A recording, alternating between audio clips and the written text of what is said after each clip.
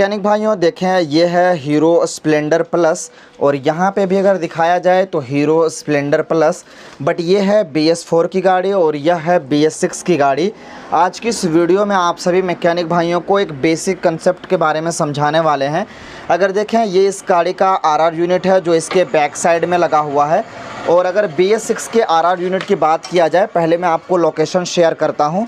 ये देखें, ये BS6 का RR यूनिट यहाँ पे लगा हुआ है। बट आज की इस वीडियो में आप सभी मैकेनिक भाइयों को जो इन्फॉर्मेशन देने वाले हैं काफ़ी ज़्यादा यूजफुल एंड इन्फॉर्मेटिव है। चलिए शुरू करते हैं पहले बेसिक चीज़ों से, इसके BS4 की गाड़ियों से। अभी इसके BS4 का इस RR यूनिट को हम यहाँ से जब डिस्कनेक्ट कर देंगे, चलिए मैं सारा प्रोसेस आपको करके बताता हूँ। अभी इसको मैं यहाँ से डिस्कनेक्ट कर दिया, ये देखें पूरी तरह से मैंने इसको हटा दिया, इसके अर्थ वाले ग्राउंड वाले वायर को भी हटा दिया। अब चलिए मैं गाड़ी के इग्निशन स्विच को मैं ऑन करता हूँ। देखें न्यूट्रल लाइट इसकी गाड़ी में आ गया। अब चाहें तो हम गाड़ी को सेल्फ से भी स्टार्ट कर सकते हैं। देखें सेल्फ से भी स्टार्ट हो गया। अब अगर गाड़ी को चाहें तो हम किक से भी स्टार्ट कर सकते हैं।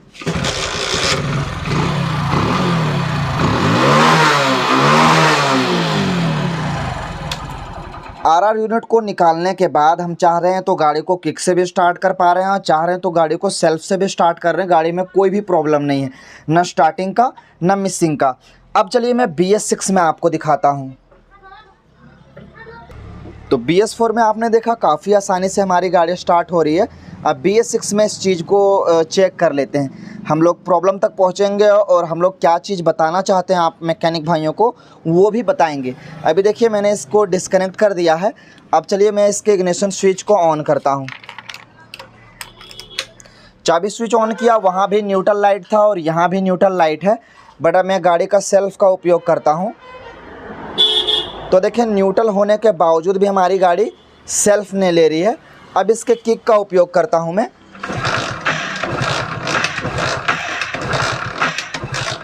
तो बस बेसिक जो आप चीज़ समझ सकते हैं कि मैं जो बताना चाह रहा हूं कि BS6 गाड़ियों का RR यूनिट ख़राब हो जाए या इसे निकाल दिया जाए तो हमारी गाड़ी ना सेल्फ से स्टार्ट होती है, ना किक से स्टार्ट होती है, ना ही हमारी गाड़ी का पंप चलता है। तो क्या ऐसा खास बदलाव है BS4 से BS6 में जो विदाउट RR यूनिट हमारी गाड़ी स्टार्ट नहीं हो पाती है? तो उसको समझने के लिए सबसे जो ज़रूरी चीज़ होता है वो होता है वायरिंग। जब वायरिंग को आप समझेंगे, जब आप इसके कंप्लीट चीज़ों को समझ सकते हैं कि क्यों हमारी गाड़ी ऐसे प्रॉब्लम करती है और स्टार्ट नहीं होती है। चलिए पहले आपको आसान तरीका बताते हैं BS4 की गाड़ियों में, फिर BS6 तक हम पहुँचेंगे। अब देखें, ये BS4 का RR यूनिट है। इसका जो मेन काम होता है, इसके हेडलाइट को भी कंट्रोल करना है। ज़्यादा यहाँ से अगर आउटपुट भेजेगा तो बल्ब फ्यूज होगा, और इसका मेन जो काम होता है वो इसके बैटरी को चार्ज करना होता है। इसके यहाँ पे इसको मैंने रख दिया। एक इसके अंदर जो ये 10 नंबर नट के साथ ग्राउंड टाइट होता है, और यहाँ पे देखें आपको 4 वायर देखने को मिलेगा।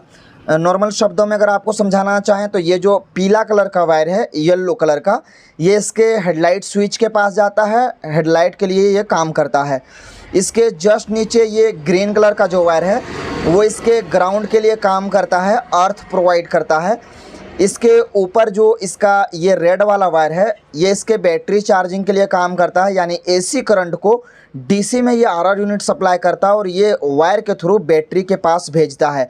एक इधर आपको वायर देखने को मिलेगा वाइट कलर का, ये इसका AC करंट इसमें मैग्नेट साइड से इनपुट आता है, यानी इधर से AC आया इनपुट और इधर से आउटपुट DC वे में होते हुए इसकी बैटरी को चार्ज किया। तो 4 वायर आपको एकदम आसानी से समझ में आ गया होगा। लाइट का कंप्लीट, और ये इसका अर्थ, ये इसका चार्जिंग, और ये इसका AC इनपुट।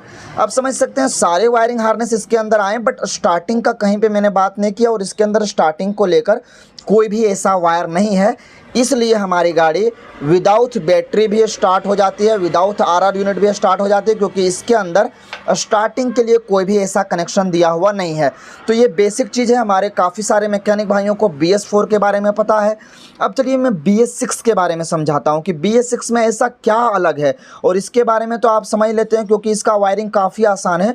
उसमें काफ़ी सारे वायरिंग उलझे हुए हैं, तो उसके लिए चाहिए रहेगा वायरिंग डायग्राम, जो आपको स्क्रीन के ऊपर दिखेगा जब मैं इसको एक्सप्लेन करूँगा। चलिए मैं वायरिंग डायग्राम के थ्रू आपको बताने की कोशिश करता हूँ। अब इस BS6 की गाड़ी में हम वायरिंग डायग्राम के बारे में क्यों बात कर रहे हैं, वो ज़रूरी हो जाता है क्योंकि उसमें सिर्फ मैंने बताया सिर्फ के सिर्फ 4 वायर हैं सारे चीज़ों को वर्क करने के लिए। बट इसमें अगर देखा जाए तो कंप्लीट 9 वायर हैं, 2 4 5 और 2 7 और यहाँ पे अर्थ के तौर पे 2, यानी 9 वायर कंप्लीट हैं। अब आपको कन्फ्यूजन ना हो इसको लेकर हम इसके वायरिंग डायग्राम का भी मदद लेंगे, जो अगर इस आपको इमेज में यहाँ अगर क्लियर ना दिख रहा होगा तो आपको मैं इसका PDF मैंने जिस तरह बताया कि स्क्रीन के ऊपर दे दूंगा। और ये सारी चीज़ें कहीं पॉसिबल हो नहीं पाता है, तो कोशिश करें इस वीडियो को हर छोटे से बड़े सभी मैकेनिक भाइयों तक शेयर करें ताकि उनको पता चल सके कि हम बताना क्या चाहते हैं और आने वाले समय में जो प्रॉब्लम ना हो उसका सल्यूशन आप इन सारे वीडियो से ले सकते हैं। तो देखें यहाँ पे क्या लिखा हुआ है, रेगुलेटर रेक्टिफायर, और इस चीज़ को हम लोग नॉर्मल शब्दों में, आसान शब्दों में, जल्दी में क्या कहते हैं, RR unit, regulator rectifier unit. अब इसके अंदर देखें सारी वायरिंग कनेक्शन है। मैंने बताया कि यहाँ क्लियर नहीं दिख पा रहा होगा, चलिए मैं बताता हूँ और क्लियर डायग्राम आपको स्क्रीन के ऊपर दिखता चला जाएगा। येलो वायर यहाँ पे भी है, सेम इसके कंप्लीट लाइट के स्विच के लिए जाता है। वाइट वायर यहाँ पे भी है, कंप्लीट इसके इनपुट जो मैग्नेट साइड से आता है। अब जो यहाँ पे अगर देखें ग्रीन कलर का ग्राउंड है, तो ये 3 तो वही सेम कंसेप्ट जिस तरह से BS4 में था उसी तरह से BS6 में है। बट यहाँ पे मेन बदलाव है रेड प्लस येलो और ब्लैक प्लस रेड में। अब ये क्या है और इसका कनेक्शन हटा देते हैं तो हमारी गाड़ी स्टार्ट क्यों नहीं होती है, ये मैं बताता हूँ, क्योंकि इसी को लेकर हमारे मैकेनिक भाई कन्फ्यूज थे। तो ये सिस्टम तो हमारी गाड़ी का हो गया RR यूनिट, ये देख सकते हैं ये RR यूनिट है। बट अगर यहाँ पे देखें तो एक यूनिट अलग से ऐड किया गया है। यहाँ पे ये पूरा यूनिट अगर देखें तो एक कंट्रोलर टाइप का इसके अंदर एक यूनिट ऐड किया गया। इसका बेसिक काम क्या होता है वो मैं आपको समझाता हूँ। अभी देखिए येलो प्लस रेड कलर का आपको यहाँ पे 2 वायर देखने को मिलेगा।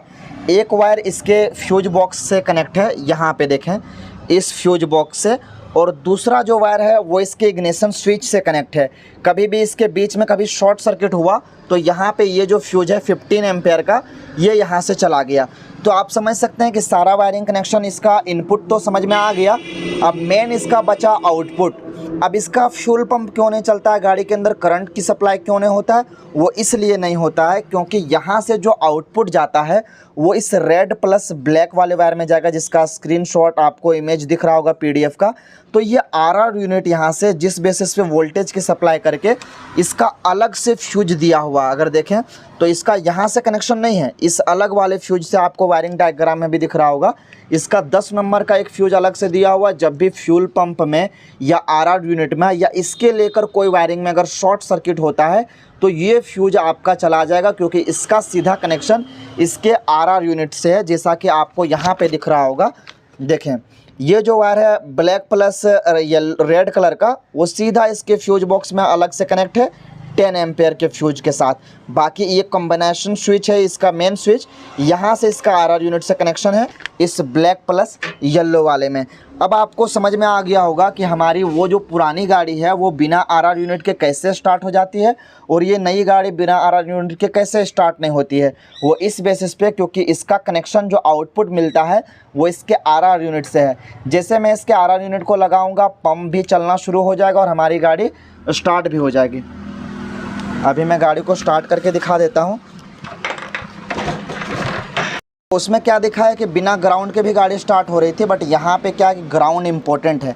अभी मैं थोड़ा सा इसको ग्राउंड ऐड कर देता हूँ ताकि पंप वगैरह जो है चलना शुरू हो जाए।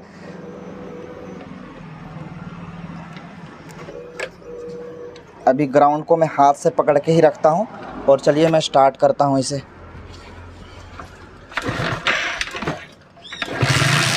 ये देखें गाड़ी स्टार्ट है, ग्राउंड हटा देंगे गाड़ी बंद हो जाएगी। ये देखें लाइव प्रूफ आपके साथ शेयर किए। तो पता क्या चलता है, ये ग्राउंड भी एक महत्वपूर्ण काम करता है। अगर BS6 में ग्राउंड भी सही नहीं रहा तो उससे भी हमारी गाड़ी स्टार्टिंग ट्रबल कर सकती है। तो याद रखें मेन जो रीज़न है हमारी गाड़ी विदाउट RR यूनिट स्टार्ट ना होने का, वो ये है कि यहाँ से जो आउटपुट इसके फ्यूज बॉक्स को भेजता है और यहीं से इसके फ्यूल पंप वर्किंग के लिए करंट जाता है, यानी यहाँ से ECM को और ECM इसके आउटपुट आगे भेजता है। तो ये बेसिक कंसेप्ट काफ़ी सारे हमारे मैकेनिक भाइयों के माइंड में हमेशा चल रहा था, जिसको मैंने क्लियर किया, वायरिंग को भी एक्सप्लेन किया, इसके वायरिंग डायग्राम को भी शेयर किया और क्या है स्टार्टिंग का मेन कंसेप्ट उसको कंप्लीट कर दिया। उम्मीद करते हैं इस वीडियो से आपको सीखने लायक चीज़ें मिली हो। वीडियो अच्छी लगी हो वीडियो को लाइक कर दीजिए, शेयर कर दीजिए और मैकेनिक टीवी के इस एप्लीकेशन को हर छोटे से बड़े सभी मैकेनिक भाइयों को शेयर कीजिए। और याद रखिए, अगर आरआर यूनिट भी सही है, इसका वायरिंग कपलर कनेक्शन सही है और सिर्फ एक ग्राउंड का एक वायर कट गया या ग्राउंड कहीं से वीक हो गया तो उससे भी आपकी गाड़ी स्टार्ट नहीं होगी। ये चीज़ आपको हमेशा ध्यान में रखना है। चलिए फिर मिलेंगे नेक्स्ट वीडियो में कोई अच्छी सी टॉपिक लेकर। तब तक के लिए थैंक्स फॉर वॉचिंग।